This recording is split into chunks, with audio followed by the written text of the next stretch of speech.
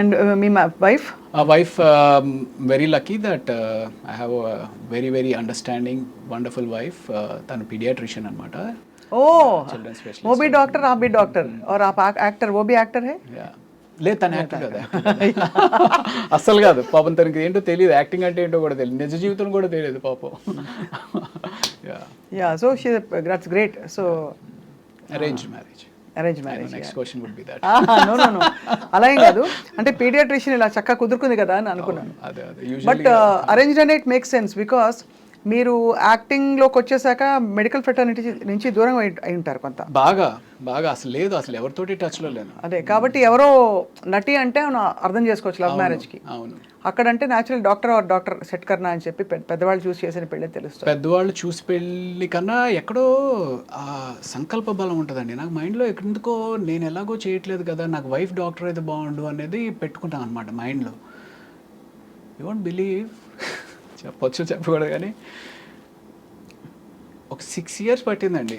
అంటే నువ్వు సినిమా వదిలే మా అమ్మాయిని ఇస్తాం, మీరు సినిమా వదిలేసేస్తే మాకు పర్వాలేదని మేము చేసుకుంటాం. వాళ్ళ అమ్మ వాళ్ళ వీళ్ళు కాదు, ఇలాగ సంబంధాలు అలా అలా అలా పాపం తన అమాయకురాలు ఎలా ఇరుక్కుపోయింది సినిమా వాళ్ళతోటి. న్యాచురల్లీ కొంచెం కన్సర్న్స్ ఉంటాయి కదండి ఫిల్మ్ ఇండస్ట్రీలో. ఒకటి అంటే the environment is a little different from traditionally. అవును, అదే అంటే ఇప్పుడు ట్రెడిషనలీ ఓరియంటెడ్ కన్నా మెయిన్ థింగ్ ఏంటంటే సినిమా తోటి ఏదో ఎవరితోటో రిలేషన్స్ ఉంటాయి అనేది పక్కన పెట్టేసేస్తే అసలు ఒక స్టడీ కెరియర్ కాదు కదా, ఇవాళ ఉంటుంది రేపు ఉండదు. ఆ ఇన్సెక్యూరిటీ అనేది త్రూ అవుట్గా ఉంటుంది. సో అలాగా సినిమా అనగానే డెఫినెట్లీ భయపడతారు. But yeah. కాఫీ తీసుకుంటారు Prakash garu? Thank you.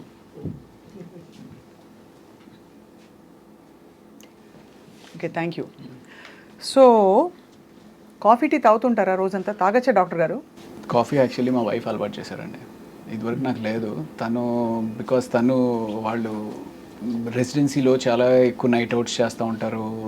So ఆ రకంగా తను చాలా మంచి కాఫీ చేస్తుంది. సో ఆ రకంగా కాఫీ అలవాటు అయింది. Coffee is very good for health. అంటే once a day, that's what I have. Once a day అయితే నాకైతే డెఫినెట్గా మంచిదే అనిపిస్తుంది. నేను వన్స్ ఏ డేని తాగుతానండి, కానీ ఎప్పుడు తాగినా ఇప్పుడే రోజు ప్రారంభం అనుకుంటా. ఓ, cheers. Cheers.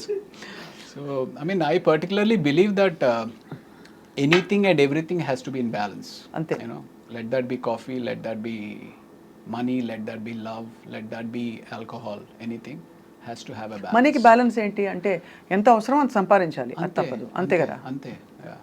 ఎక్కువ అని చావాలి అట్లా ఉండకూడదు అంటారు. అదేనా? అంతే అంతే. బట్ ఫర్ దట్ మ్యాటర్ మానిటరీగా, ఫైనాన్షియల్గా and even otherwise are you feeling that you have achieved and you feel fulfilled? మానిటరీగా అయితే డెఫినెట్లీ ఇంకా లేదు అని అనిపిస్తుంది మనసుకి. ఇంకా చేయాలి, ఇంకా సంపాదించుకోవాలి, ఇంకా ఫైనాన్షియల్గా బెటర్ అవ్వాలి అనేది అనిపిస్తుంది. గట్టి రోల్ ఏది పడింది రవి గారు మీకు that brought you lot of satisfaction? నాకు ఫస్ట్ ఇచ్చింది వేదం అని చెప్పి. వేదంలో, అవును, క్రిష్ గారు. అందులో కూడా మీరు ఇన్వెస్టిగేటింగ్ ఆఫీసర్ కదా. నేను ఒక హిందూ ఫేవరెటిజం ఉన్న పోలీస్ వ్యక్తి. దానిలో ట్రాన్స్ఫర్మేషన్ బాగుంటుంది. సో నాకు అది బాగా నచ్చింది.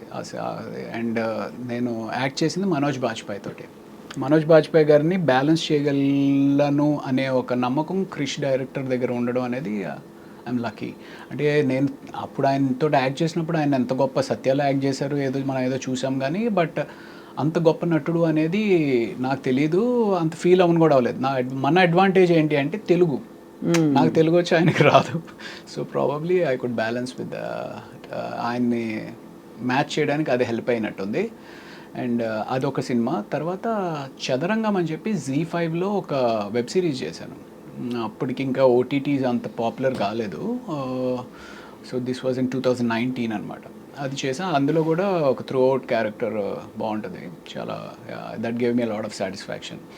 సో అది కాకుండా కొండపొలం అని చెప్పి ఆ సినిమా సరిగ్గా ఆడలేదు కానీ కొండపొలంలో ఆ సీన్ ఏదైతే టెలిఫోన్ కాన్వర్సేషన్ ఉండి, సో నాకు క్రిష్ గారు ఆ బుక్ ఇచ్చారనమాట.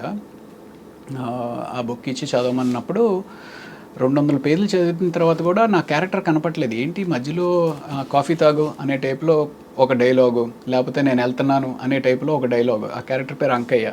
ఏంటి 200 పేజీలు అయింది, బుక్ ఇచ్చి చదవమన్నారు అంటే క్యారెక్టర్ ఏదో ఉంటుంది అనుకున్నాను. Then that scene came. ఆ సీన్ వచ్చినప్పుడు ఓహో ఈ బాల్ నాదనమాట, ఇందులో 6 కొట్టాలి అని చెప్పి I felt very happy doing that. అలాంటివి ఒక 4 గట్టిగా పడ్డాయంటే మీకు ఒక నెక్స్ట్ రేంజ్కి వెళ్ళిపోతారు. రేంజ్ అవసరం లేదండి, సాటిస్ఫాక్షన్. అమ్మా ఇన్ని సంవత్సరాలు సాక్రిఫైస్ చేసినందుకు మనం యూనో మంచి పని చేసాము, మంచి సినిమాలు చేసాము అనే సాటిస్ఫాక్షన్ ఉంటుంది. రేంజ్ అంతే. సో మీరు పెద్దవాళ్ళు పెట్టిన పేరు రవి, కరెక్ట్. తర్వాత తప్పుగా అచ్చు తప్పులో రవికాంత్ అయ్యారు. అచ్చు తప్పు కాదు, నేను ఇందాక మీకు చెప్పాను, నాకు ఒక ఫ్రెండ్ అసిస్టెంట్ డైరెక్టర్ పరిచయం అయ్యాడు, తనతోటే నేను ఉస్మాని హాస్టల్లో ఉండేవాడిని అని కదా. తను సో ఇలాగ సినిమా అవుతుందనేది అదంతా అసలు మనకి స్పృహలో లేదనమాట. వెళ్ళడము ఏదో అంతా అయోమయంగా ఉండింది. నెక్స్ట్ డే చూస్తే పేపర్లో రాళ్లపల్లి రవికాంత్ అని చెప్పి ఒక ఫోటో పడింది. అరే రవికాంత్ ఏంటి అని చెప్పి నేను అనుకున్నాను. సరే వెళ్ళి ఏంటి సార్ రవికాంత్ అని పెట్టేశారు ఏంటండి అని అడిగితే, అవును నీ పేరు రవికాంతే అంట కదా, శ్రీను చెప్పాడు అంటే, శ్రీను వెళ్ళి అడిగా, రజనీకాంత్, శ్రీకాంత్, విజయకాంత్ లాగా రవికాంత్, నువ్వు కూడా పెద్ద హీరో అయిపోతావు, రవికాంత్ బాగుంది అని చెప్పి తను పెట్టేశాడు అనమాట. సో ఆ రకంగా రవికాంత్ అన్న. నాకేమో ఆ కాంత్ అనే సౌండ్ ఏంటో నాకు చాలా సెట్ అవ్వట్లేదు.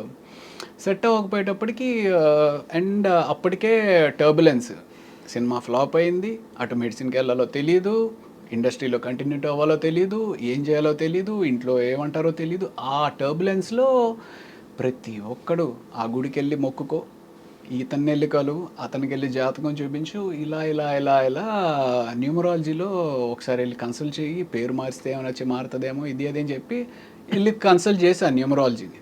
కన్సల్ట్ చేస్తే ఆయన ఇంకోటి ఏదో చెప్పాడు. అలా ఒక 2-3 పేర్లు పెట్టుకుని అలా ప్రయత్నాలు కొనసాగించి, ఒకటి నిశాంత్ అని చెప్పి, ఒకటి ధీరజ్ అని చెప్పి ఏదేదో చెప్తా ఉన్నారు. అలాగ కొంత ట్రావెల్ జరిగింది. ఫైనల్గా నాకు ఇవన్నీ కాదండి, రవి ఉంది కదా, కాంతి తీసేసి ప్రకాష్ ఏదో బాగుంటుంది, రవి ప్రకాష్ అని చెప్పి నేనే పెట్టేసుకుని నేనే కంటిన్యూ అయిపోయాను. అది ఘర్షణతోటి రవి ప్రకాష్ కింద అయ్యారు. ఆ తర్వాత మీరు అలాగే రికగ్నిషన్ వచ్చేసింది మీకు. రైట్. కరెక్ట్. మహేష్ బాబు గారితో మీ ఇంటరాక్షన్ అండి డ్యూరింగ్ అతడు కదా, అతడుకి ఆ టైంకే ఆయన he's a born star, he's a born super star actually. So ఆ డిస్టెన్స్ అయితే ఉండేది, ఓ ఆయన మహేష్ బాబు సూపర్ స్టార్ అనేది ఇది ఉండేది. బట్ కలిసి మాట్లాడుతూ ఉండేవారు, అడిగేవారు ఓకే ఇది అదే. అతడు అప్పుడు నాకు పెద్ద ఇంటరాక్షన్ లేకుండే. దాని తర్వాత చాలా సినిమాలు ఆయనతోటే చేశాను కదా, ఆ రకంగా ర్యాపో పెరిగిందనమాట. ఇప్పుడు who are your friends Ravi garu? Heroes wise I'm not very I'm close to all, but not very close to buddies. అరే నాకు ఈ బాధగా ఉంది, లేకపోతే ఇంకోటి ఏదో షేర్ చేసుకునే అంత హీరోస్ ఎవరు లేరు. డైరెక్టర్స్లో నుంచి అయితే Krish is a very good friend of mine. And then ఇంకా పెద్ద డైరెక్టర్స్ అందరితో కూడా, డైరెక్టర్స్ తోటి బాగానే క్లోజ్గా ఉంటాను. మీరు ఎప్పుడైనా డైరెక్ట్ ప్రొడ్యూస్ చేసే ఆలోచన ఉందా?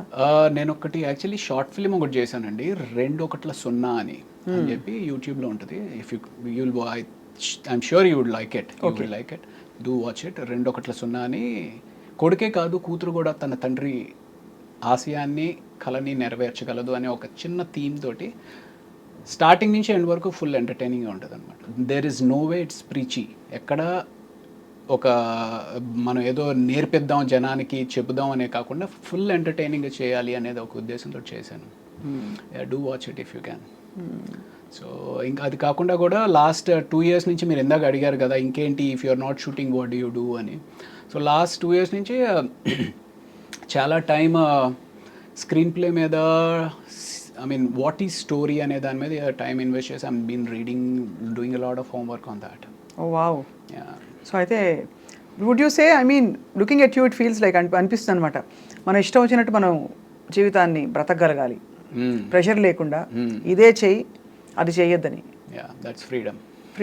యూ ఫీల్ దట్స్ ఇంపార్టెంట్ అంటే that is actually primarily important. ఎవరికైనా ఏ మనిషికైనా సరే నీకు ఒక బర్డెన్ లేకుండా నీకు ఇష్టమైనది ఉదయాన్నే ఒక 7 గంటలకు లేచి కాఫీ పెట్టుకొని ఒక పుస్తకం చదువుకుంటూ ఒక 1-2 hours చదువుకొని దాన్ని అండర్స్టాండ్ చేసుకుని దాన్ని ఎంజాయ్ చేస్తూ మనం ఏదైతే చేయగలుగుదాం అనుకుంటున్నామో చేయగలడం చాలా అదృష్టం. బట్ నేను ఏదో ఇంటర్వ్యూలో షారుఖ్ ఖాన్ చెప్పినట్టు, ఒక ఇంటర్వ్యూలో ఆయన చెప్పారనమాట, if you want to be successful you will have to struggle. You have to struggle and you have to be selfish అని కూడా చెప్పాడు ఆయన. You have to be selfish అని కూడా చెప్పారు. సో యూనో ఆయనకి అలాగా నిజంగానే సక్సెస్ఫుల్ అవ్వాలి అనుకుంటే you will not have this. Struggle అంటే ఏమిటి, ఏం చేయాలి చెప్పండి. ఇప్పుడు పొద్దున్నే మీరు వేస్తారు, మీకు ఇంకా సక్సెస్ఫుల్ ఏం చేస్తారు చెప్పండి. ఏముందంటే ఇప్పుడు ఓకే నెక్స్ట్ ఏదో ప్రాజెక్ట్ చేయాలి, ఆ ప్రాజెక్ట్ని లైనప్ చేయాలి, ఆ ప్రాజెక్ట్ని లైనప్ చేయాలంటే ఎవరెవరు మనకు కావాలి, టీంని తయారు చేసుకోవాలి, ఆ టీంలో మనకి ఎంతమంది ఉపయోగపడతారు, ఆ టీంలో ఎవరు నీకు అగేన్స్ట్గా పనిచేస్తున్నారు, వాళ్ళని ఎలా హ్యాండిల్ చేయాలి, ఆ ప్రాజెక్ట్ కోసం డబ్బు ఎక్కడి నుంచి తీసుకొస్తావు, తీసుకొచ్చిన తర్వాత ప్రాజెక్ట్ ఎలా కంప్లీట్ చేస్తావు, ఇవన్నీ వర్కౌట్ చేసుకుని నిజంగానే స్ట్రగుల్ అవ్వచ్చు. కాకపోతే మనకి ఎక్కడో అంటే ఇప్పుడు సో నాకు చాలామంది అడుగుతారు యూజువల్లీ, ఏరా నువ్వు చూడడానికి బాగానే ఉంటావు, యాక్టింగ్ కూడా పర్వాలేదు బాగానే చేస్తావు కదా, ఏదైనా నీకు నువ్వేసి డబ్బులు పెట్టుకుని లేకపోతే ఎవరైనా ఇన్వెస్టర్స్ని పట్టుకుని సినిమా ఏదైనా ప్లాన్ చేసుకోవచ్చు కదా అని.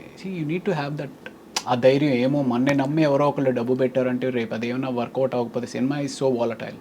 అవును. సో ఆ ధైర్యం ఉండాలి, ఆ నమ్మకం ఉండాలి. అదే యా. సో అంటే అది ఏంటి అంటే ఒక ఇనిషియల్గా నీకు కొంత బేస్ ఫామ్ అయినప్పుడు సరే ఆ బెట్ చేద్దాము, ఆ గ్యాంబుల్ చేద్దాము అని తీయచ్చు. ఆ బేస్ ఫామ్ అవడానికి probably took a lot of time. ఇప్పుడు ఐఎమ్ నౌ ఓకే కథ అంటే ఏంటి, ఏ కథ వర్కౌట్ అవుతుంది, ఏ కథ ఎంతలో తీస్తే ఎంతవరకు బయటపడవచ్చు, ఇవన్నీ ఇప్పుడు అర్థమవుతాం. ఒక అంచనాకు వచ్చారు ఇప్పుడు. యూఆర్ ఏబుల్ టు రిలేషన్స్ ఉన్నాయి ఇప్పుడు.